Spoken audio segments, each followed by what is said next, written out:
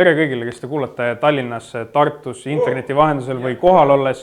Mina olen Mihkel, ma olen Kolde koguduse Tallinna campuse pastor ja mul üli hea meel olla täna siin ja rääkida teile autoriteedist, Taavetist ja veel mõnest vingest asjast. See on minu esimene jutlus ja ma ei ole võib-olla kõige julgem vend lava peal ja mulle väga ei meeldi siin olla, aga samas ma tunnen, et Jumal on võib-olla kutsunud selle ühe jutluse tegema mind ja ma tahan, et Jumal, mis tahab öelda selle teema kohta, jõuaks teile kohale ja ma väga loodan, et jõuab. Ja ma loodan, et te saate midagi edasiviivat ja midagi, mis paneks tegema mingeid järgmisi samme ka oma elus. Aga see seeria, mis meil algab, on selline päris vinge ja praktiline seeria nagu kuninga karakter. Meil on 5 kutti Kolde kogudusest, kes pole mitte kordagi jutustanud ja kes ei ole meie mainstream tavapärased jutustajad Jakob ja Sven, vaid on tegelikult 5 kutti, kes pole tegelikult mitte kordagi jutustanud ja me räägime sellistest teemadest nagu autoriteet, vastutus, kadedus, julgus ja meeleparandus. Tänane teema on autoriteet. Ja kui sa oled esimest korda Kolde koguduses, siis tunne ennast vabalt, ära karda midagi. Vaata lihtsalt, mis Jumal tahab sulle öelda, vaata lihtsalt, mida ülistajad teevad, vaata lihtsalt, mida inimesed sulle räägivad, ole julge küsima, ole julge minema järgmiste sammude laua juurde ja ära karda küsida, julge oma probleemidest rääkida, julge palvetada, julge tunnistada, me kõik oleme tegelikult inimesed, meist keegi ei ole ideaalne. Seeria teeb praktiliseks tegelikult see, et me vaatame piiblis ühte venda nimega Taavet, kes oli mees Jumala südame järgi. Ta oli meile suurepäraseks eeskujuks. Ta näitas välja lihtsalt, kuidas õige on käituda. Ta juhindus Jumala tahtest ja tänu sellele ma olen valinud sükse venna, keda vaadata ja kelle iseloomu omadus, kelle karakter tegelikult on meil eeskujuks. Tänases jutluses esialgu me vaatame, mis asi on üldse autoriteet, kuidas inimesed saavutavad meie üle autoriteedi ja keda üldse autoriteediks valida, kes nagu võiks olla see suurim autoriteet. Vaatame ka Taaveti näitel, kuidas ta vastavalt sellele käitus, kes oli tema jaoks autoriteet, keda ta kuulas ja kes oli tema jaoks kõige olulisem. Autoriteet, mis on üldse autoriteet, mõtleme korra. Autoriteet tihtipeale seondub meile millegi hirmutavaga, võib-olla mõne türanniga ajaloost, nagu näiteks Adolf Hitler. Ma usun, et paljudele, kui mõtled tema peale, siis tekib selline väike hirm, et oi vana, see vend tappis ju miljoneid. Kui ma talle vastu hakkan, siis on nadi lugu. Tihtipeale see seostub millegi hirmutavaga, nagu näiteks ka Kim Jong-un. Tema kohta oli üks väike uudis mõnda aega tagasi, nagu me teame, siis väga palju Põhja-Koreast infot ei liigu, aga see info, mis liikus, oli selline, et oli üks armee koosolek, kus mingi vendi koosolekul magama nagu. Ja kujutad ette, on koosolek, on selline diktaator, põhimõtteliselt kaasa ja Hitler ja mingi vend jääb magama, näitab täiesti kui disrespekti nagu. Ja seda seostati riigi reetmisega vähemalt uudise järgi ja tüüp lasti õhutõrje tulega maha, mis on nagu päris radikaalne viis ausalt öeldes. Kui sa mõtled selle peale, kui sa elaksid seal riigis, sa oleksid temaga seotud, kas sa kardaksid teda reaalselt? Kas hirm tema suhtes tekitaks autoriteedi temasse? Igatahes see vend on oma riigis autoriteet, sest muidu inimesed ei kuulaks seda. Vahet pole, kuidas ta selle saavutanud on, tema on saavutanud selle hirmuga. Aga samas, kui autoriteeti saavutatakse tihtipeale jõuga, siis on ka teisi viise, ma usun. Ja üks viis, mis me oleme näinud, on see, et inimesed teevad head.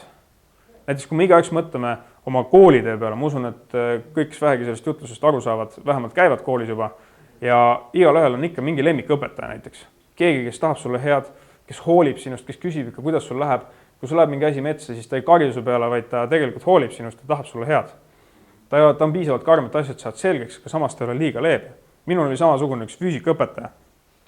Ta oli suureks autoriteediks, kuna mul füüsika esialgu ei olnud väga hea, ta suutis mulle selle selgeks teha ja kokkuvõttes läks väga hästi kõik. Ta lihtsalt tuli armastus vastu mulle ja aitas mulle õppida neid asju. Kui me mõtleme, mis autoriteet üldse tähendab, kuidas inimesed saavutavad sellele, siis tegelikult autoriteet on ju mõjuvõim meie üle. See tähendab seda, et tal on, kui tema midagi ütleb, siis ta suudab ära veenda meid käituma mingis suunas nagu. See mõjutab meie elu päris oluliselt, kui me mõtleme seda, et nagu üks vend ütleb, siis meie teeme. Selle tõttu on ka väga oluline valida, kes on meie autoriteediks. Tihtipeale me valime inimeste seast, sest see on meile inimlikult näha, me näeme, me ei pea midagi selleks tegema, me lihtsalt vaatame, et okei, see vend tundub äge, ta on autoriteet, ta võib-olla teeb mingit ägedat asja, ta on kuskil juht ja valime, et tavai, see, mis tema ütleb, see on õige nagu. Aga samas, kui me võtame pikas perspektiivis, siis inimesed, me kõik oleme ekslikud tegelikult. Inimestena mitte keegi ei näe tervikpilti, meil ei ole mitte kellelgi ühest asjast tegelikult nagu täit pilti. Ainuke, kellel see täispilt on olemas, on tegelikult Jumal, kes meie lõi, ta teab igat meie ihurakku, ta teab igat meie juuksurarve. ta teab tõesti kõiki meie iseloomuomadusi, kuidas me mingis olukorras käitume, kuidas meile parem on. Ta ei pane meile suuremaid raskusid peale, kui me tegelikult ise suudaksime kanda. Ja selle tõttu ongi ülioluline, kes me valime. Samuti on ka küll inimesed autoriteedid. Meil ei ole igas küsimuses võimalik võib-olla leida, mis Jumal tahab, aga lihtsalt me peame kuulama Jumalat selleks, et saada teada, mida tema tahab, mis on selles olukorras parim. Ja kuigi me inimlikult me vahest ei mõista, miks Jumal tahab ühte asja, siis tegelikult tagantjärgi me saame sellest alati aru, et tema teadis lihtsalt rohkem kui meie. Kui me vaatame praegu neid türanne, kes siin olid, ja kui me vaatame seda heatahtlikku õpetajat, siis kumma meie valiksime? Kumma me valiksime oma autoriteediks? Ma usun, et seda Kim Jong-uni ei sooviks väga keegi vabatahtlikult valida. See tuleb ainult sunniviisiliselt. Aga samas see heatahtlik õpetaja, ma usun, et täiesti analoogselt on tegelikult Jumal andnud meile ka autoriteedi. Jumal on näidanud meile armastust läbi Jeesus Kristuse. Sest nõnda on Jumal maailma armastanud, et oma ainusündinud poja on andnud, et ükski, kes temasse usub, ei hukkuks, vaid et tal oleks igavene elu. Kas suuremat armastust on olemas, kui Jumal lihtsalt annab ise enda lihase poja selleks, et meil võiks olla elu meie pattude eest. Ja ta mitte ei andnud lihtsalt kellegi meie pattude eest, vaid ta andis ka meie kellegi inimlikku meile eeskujuks. Ta andis meile Jeesuse, kes tegelikult oli meile eeskujuks oma käitumisega. Ta näitas, kuidas ta suhtus inimestesse hästi, kuidas ta armastas neid, kuidas ta ei teinud asju motiveeritud enda egost, mis on tegelikult tihtipeale meile inimlik. Ja kui seda vaadata, siis miks mitte järgida Jeesus tegelikult, kes oli meile ideaalseks eeskujuks, kes tegelikult ei eksinud siin maailma peal. Ja kokkuvõttes on see meie valik, mis me teeme, keda meie usaldame, kes on meie suurimaks autoriteediks. Kas me valime inimese või me valime Jumala? Kui me mõtleme seda, kelle me valime suurimaks autoriteediks. Aga me tuleme selle küsimuse juurde tagasi ka veel lõpus. Praegu vaatame korra Taaveti näitel ühe loo. Piiblis on kaks tegelast nagu Saul ja Taavet. Ja kust nad üldse alguse said, oli see, et oli prohvet Samuel, kes oli siis, prohvet tollel ajal oli see, kes kontakteerus Jumalaga ja kelle kaudu Jumala tahe sai inimestele teatavaks. Ja inimesed nõudsid kuningat. Ja üks hetk prohvet Samuel sai nii-öelda Jumalalt sõnumi, et peaks olema kuningaks Saul. Ja ta võiti ära. Võidmine võib tunduda esialgu siuke imelik mõiste, aga sisuliselt tähendas seda, et ta oli Jumala poolt valitud kuningas, Jumal oli teda õnnistanud ja Jumal oli pannud ta juhtima inimeste üle. Tema oli siis nii-öelda ka tegelikult inimeseks, kelle kaudu Jumala tahe sai kuningriigis teoks. Kui me vaatame seda, mis Saul tegelikult tegi peale seda, kui ta kuningaks sai, siis ta oli esialgu väga eeskujulik, aga hiljem hakkas talle võib-olla võim natuke pähe, tal tekkisid mingid ihalikud imud, ta kohati ei tahtnud Jumala tahet järgida. Ta vaatas, kuidas tal endal parem, kuidas ta enda ego oleks rohkem toidetud. Ja Jumal vaatas seda ja mõtles, et ei, me peame uue kuninga valima. Ja prohvet Samuel, kes siiski oli veel nii-öelda sideks Jumalaga, andis konkreetselt mõistet üks külapoiss, üks karjane, Taavet peaks saama kuningaks. Ja Taavet oli väike karjapoiss kuskil, käis seal karjamaal ringi ja tuli prohvet Samuel tema juurde võidist ära, see tähendab, et valis tema kuningaks ja Jumal läbi selle siis valis välja uue kuninga Iisraeli kuningriigile. Aga Taavet sattus väga juhuslikult tegelikult Sauli õukonda teenijaks, mängis kannet, rahustas teda. Kuna Saul oli tegelikult Jumala tahtest eemale läinud, siis tal tegelikult ei olnud väga hea olla, ta vajas rahu, ta tahtis puhata, tal ei olnud seda sama rahu enam, mis Jumal andis talle, sest ta oli Jumala tahtest kõrvale läinud. Mingi hetk hakkas Taavetil väga hästi minema, ta oli väga osav sõdur, ta oli väga lojaalne teenija Saulile, juhtudeks kujunevad järgijad. Ja mingi hetk Taavetil läks nii hästi, et Saul hakkas krooni pärast kartma, nagu ta kartis, et Taavet saab kuningaks.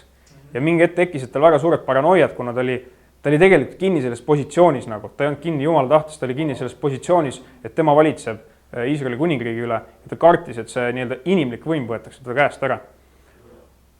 Aga mida tegi Saul oli see, et hakkas Taavetit taga kiusama ja mingi hetk pidi Taavet põgenema. Ja see kirjakoht, mis me vaatame, ongi selline, kus tegelikult Saul oli võtnud 3000 sõdurit kaasa ja läinud lihtsalt Taavetit ühte venda otsima. Nagu. Ta võttis nii palju vendi kaasa, sest ta kartis teda nii väga. Ja kirjakoht, mis me vaatame, on selline, kus Saul on nimelt otsimas siis Taavetit ja ühe korra tekib väike häda, läheb koopasse ja seal samas koopas on tegelikult Taavetida mehed nagu. Ja tegelikult Jumal on põhimõtteliselt andnud Taavetile väga konkreetse võimaluse Saul ära tappa ja võtta võim endale. Täpselt sama inimlik variant, kuidas saada võim endale. Aga vaatame, mis see lugu meile toob. 1. Saamuli 24. peatüki 5. salm ütleb nii, et ja Taaveti mehed ütlesid talle, näe, see on päev, millest issand sulle on kõnelnud. Vaata, ma annan su vaenlase su kätte ja talita temaga, nagu su silmis hea on. Ja Taavet tõusis ning lõikas sale ära Sauli kuuehõlma. Siin me näeme, et Taavetil on antud 2 varianti. Ta on antud kas Jumal, kes on andnud mõista, et kuningas on võitud, teda ei tohi puutuda. Aga samas tal on kõrval mehed, tema sõbrad, kes ütlevad talle, kuule, et tõmba kõri läbi, et nagu sa saad kuningaks. Tal oli 2 varianti, aga vaatame, mis ta tegi selle koha pealt. 1. Saamul 24:6-7 salm ütleb, et aga pärast seda torkas Taavetit südametunnistus, et ta Sauli hõlma oli ära lõiganud ja ta ütles oma meestele, issanda pärast jäägu minust kaugele, et ma seda teeksin oma isandale, issanda võitule, et pistaksin oma käe tema külge, sest tema on issanda võitu. Ta andis väga konkreetselt mõista, kuulge mehed, nagu Jumala tahe on selline, et mina ei peaks tema üle otsustama nagu. Ja pärast seda läheb Saul koopast välja ja Taavetil, nagu ütles südametunnistus, torkas Taavetit. Mida ütles Taavet tegelikult Saulile, kui ta oli sealt koopast välja läinud? Tuleb 13. salm. Issand mõistku kohut minu ja sinu vahel ja issand maksku sulle kätte minu eest, aga minu käsi ei puutu sinusse. Ta andis väga konkreetselt Saulile mõista, et mina ei ole praegu kohtumõista siin praegu. Et kui Jumal tahab, et mina saan kuningaks, siis Jumal toob ise selle võimaluse. Aga mida tegi kokkuvõttes Saul? Ta ei tapnud ära. Või mida tegi kokkuvõttes Taavet? Ta ei tapnud Sauli ära. Ta usaldas selle kokkuvõttes täiesti Jumala kätte. Ja kui me vaatame seda sama kirja kohta, siis ma arvan, et Taavet oli meile väga suureks eeskujuks sellele, et tal oli 2 varianti, mida teha. Tal olid inimesed, kes ütlesid talle, kuule, et vaata nüüd, sul on antud võimalus, kasuta ära nagu, miks sa ei tee seda? Sul on võimalus kuningaks saada. Nad vaatasid seda inimlikust vaatevinklist. Aga samas Jumal oli andnud mõista, et kuule, et usalda mind, et sa saad kuningaks kunagi kindlasti. Ja selles kirjakohas Taavet näitas meile selgelt eeskuju, kuidas kuulata Jumalat ja kuidas otsustada selle järgi, kumb autoriteet tegelikult on õigem ja kumb tegelikult teab rohkem. Inimesed teadnud nii hästi, Jumal teadis, mis on see parim plaan. Ja mis pärast sai, oli see, et Taavet tegi õigesti. Jumal õnnistas teda sellega, et Saul sai mõne aja pärast sõjatandril surma. Ta tappis iseennast tegelikult ära ja Taavet sai kuningaks tegelikult. Ja siin ongi see, et kas me usaldame iseennast, iseenda mõistust, inimeste mõistust või me usaldame Jumala kätte seal olukorra, Jumala kätte, kes tegelikult teab, mis on õige. Ja siin kirjakohas Taavet näitab väga suurt eeskuju sellega, kuidas Jumal oli autoriteediks, aga samas ta näitas ka väga suurt eeskuju sellega, kuidas Saul, tema kuningas, oli talle autoriteediks. Ta oli jõukonnas tema teenija, ta tegi kõike, mis ta vähegi tahtis, käis tema eest sõjas vilististe vastu võitlemas ja tegi kõike seda, mis Saul ütles. Kokkuvõttes, kui me kanname selle üle tänapäeva konteksti, siis meil tänapäeval on samamoodi olemas kogudus ja meil on koguduse juht ja Jumal on tegelikult seadnud koguduses juhid, õpetajad ja me vaatame 1. Korintuse 12:28, siis ja Jumal on seadnud koguduses esmalt mõned apostleiks, teised prohveteiks, kolmandaks õpetajaks. Ehk siis Jumal on see, kes annab meile juhid, kes seab meile juhid. Täpselt nagu seadis ta Sauli, täpselt nagu seadis ta Taaveti. Samamoodi on meie koguduses seatud Jakob meie pastoriks. Ja ma usun, et Jumal teab kõige paremini, kes juhib meie kogudust täpselt sinna, kuhu Jumal tahab, et meie kogudus suunduks. Aga tihtipeale on inimesi, kes ei saa sellest aru. Kui me isiklikul elu tõesti juhib Jumal, aga siis vahest koguduses me mõtleme, et tavai, et mina tean paremini, mis on teha ja mis on teha vaja, kuidas teha. Aga koguduse juhiks on ikkagi Jumal seadnud pastori. Ma ei taha öelda, et koguduse juht on eksimatu, kindlasti mitte.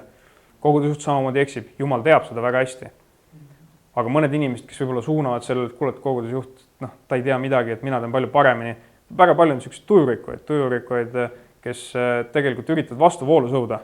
Ja vastuvoolu sõuda, et ma olen ise olnud ka täpselt samasugune. Ja kohati me oleme igaüks sellised, me võib-olla ei kuula piisavalt Jumala tahet. Aga kui me võrdleme kogudust kui Kristuse hihu, ja toome siia võrdpildiga inimese ihuga, siis kui pastor on pea ja meie oleme ihuliikmetena nii-öelda käed, jalad, siis mis juhtub, kui ihuliikmed ei kuula pea sõna? Juhtub see, et pea mõtleb ühte, aga keha ei tee seda lihtsalt. Ja keha ei liigu sinna poole, kus Jumal on andnud mõista, et meie visiooni poolest võiksime liikuda. Me oleme halvatud, me oleme sisuliselt haiged, meie eest peab keegi teine hoolt kandma ja see ei ole kuidagi tervislik. Me ei ole terved. Me ei saa mitte kuidagi jõuda selle visioonini, millele Jumal on meid tegelikult tahtnud viia. Ja ma mäletan, ma olin ise ükskord samasugune vastusõudja. Kui 3D Tallinna campus oli, siiamaani on, siis videoprojektiga seoses meil oli võimalus osta uus ekraan. Me olime sinnamaani ühelt sõpruskoguduselt laenanud ekraani. See oli selline väike ekraan, seisis väike standi peal. Ta oli siuke, variant oli päris vana. Ta ei olnud kuidagi halb, aga samas ta olid mõned asjad, mis võib-olla ei näidanud pilti kõige paremini edasi, et oli siin üks katkine nurk ja ta ei olnud päris keskel. Mina siis mõtlesin, et okei, et nüüd meil raha olemas, et võiks osta samasuguse ekraani, et käib küll, et savi, mis me ikka siin väga hakkame leiutama. Aga Jakub, kes nägi samas suuremat pilti ja oli võib-olla tollel hetkel rohkem visiooniga kaasas kui mina ja nägi seda, et parim sõnum vajab parimat esitust, siis ta mõtles, mis on see parim variant, kuidas me saaksime tuua pildi inimesteni. Ja see on meie uus ekraan. Ma usun, et enamus on seda juba võib-olla näinud, kes on Tallinnas käinud viimase 6 aja jooksul, siis see on meie uus ekraan. Ja kui hakkab mulle sarnast lahendust presenteeris, siis mul tekkis 158 probleemi peas, et miks me ei peaks sükest ekraani panema . Esiteks see, kuidas see siia kinnitada, kuidas projektor lakkab panna ja see diskokera jääb siia ette. Okei, need probleemid kõik olid olemas, aga need olid lahendatavad. Ja mina inimlikust mugavusest lihtsalt mõtlesin, et kuule, mis me jaurame sellega. Samas Jakub, kes nägi tõesti laiemat pilti, arvas, et see on parem variant ja ma mõtlesin, et okei, mina ei tea, ma usaldan Jumalat . Aga ma jaurasin päris pikalt sellega vastu, et ega Jaksel kerge ei olnud selle teema koha pealt, et ma ikka panin korralikult puid alla. Ja kui sa tunned, et sa oled teinud midagi sarnast või sa kuidagi sõuad sarnaselt vastu koguduses, siis usu mind. Sa tahad lihtsalt tegelikult sõuda samas suunas, kuhu Jumal on meid läbi pastori tegelikult viinud ja lõpeta see vastu sõudmine ära. Lihtsalt paneme edasi, paneme selles suunas, kuhu Jumal juhib ja sellega saab tegelikult parim, mis Jumal tahab meile tegelikult läbi koguduse anda, saab parim teoks. Ja kui tänast jutust võib-olla natuke kokku võtta, siis ma tahan, et me igaüks, enne kui me ära lähme, vähemalt teeks oma peas valiku, kelle me valime oma peamiseks autoriteediks, kes on see, kelle ütlemine meile kõige rohkem loeb. Kas me valime võib-olla inimesed, kes ei ole kõik ideaalsed, kes tegelikult ei tea seda kogu pilti sellest maailmast, kes ei tea kogu pilti meiest, vaid me valime Jumala, kes tegelikult teab absoluutselt kõike, ta teab reaalselt kõike. Seda ei olegi võimalik sõnadega kirjeldada, kui palju ta teab, sest me ei tea nii palju. Ja kui me usaldame Jumalat, kes teab meie iseloomu omadusi kõige paremini, siis saab parim meie elus toeks. Ja usu mind, see on parim valik, mida valida üldse. Ja Taavet, nagu me nägime, oli sellega meil eeskujuks. Tal oli variant kuulata inimesi, tal oli variant kuulata Jumalat. Ja inimlikult tolles hetkes, ma ei tea, kas mina oleks suutnud valida Jumala, kui sul kõik inimesed kõrval räägivad hoopis teist asja . See on väga suur eeskuju ja ma arvan, et see on väga suur väljakutse meile kõigile teha seda igapäevaselt. Ja kuidas me seda teha saame? Me peame selleks üldse kuulma Jumalat. Me ei saa Jumalat kuulda, kui me ei ürita teda kuulda läbi piibli lugemise, läbi palletamise. Midagi meil tuleb igapäevaselt sisse kogu aeg peasse. Küsimus ongi, mida me sisse laseme. Kas me laseme Jumala sõna, kas me laseme Jumala tegevuse või me laseme lihtsalt mingid Hollywoodi filme endale järjest sisse, mis tegelikult kujundavad meie isiklust täiesti teises suunas. Ja kui sa oled täna siin ja sa ei tunne veel Jeesust, kui sa ei tunne Jeesust Kristust, usu mind, see on parim valik, mida teha. See on parim valik, ta tuli maa peale siia, ta suri meie pattudest, ta suri selleks, et sina saaksid olla vaba kõikidest eksimustest, kõikidest asjadest, kus sa oled Jumalast mööda pannud. Ja see on suurim armastus, mida Jumal on näidanud. Ja siit ma annaks tegelikult edasi ka kohalikele campusjuhtidele, kes saavad teile teha konkreetse väljakutse, kuidas te saate õppida tundma Jeesust ja kuidas te saate valida Jumala enda suurimaks autoriteediks igapäevaselt. Aga mul oli väga hea meel, et ma sain siin teile rääkida, ma väga loodan, et te saite midagi head siit juurde ja midagi praktilist, millega teha mingeid järgmisi samme. Come on!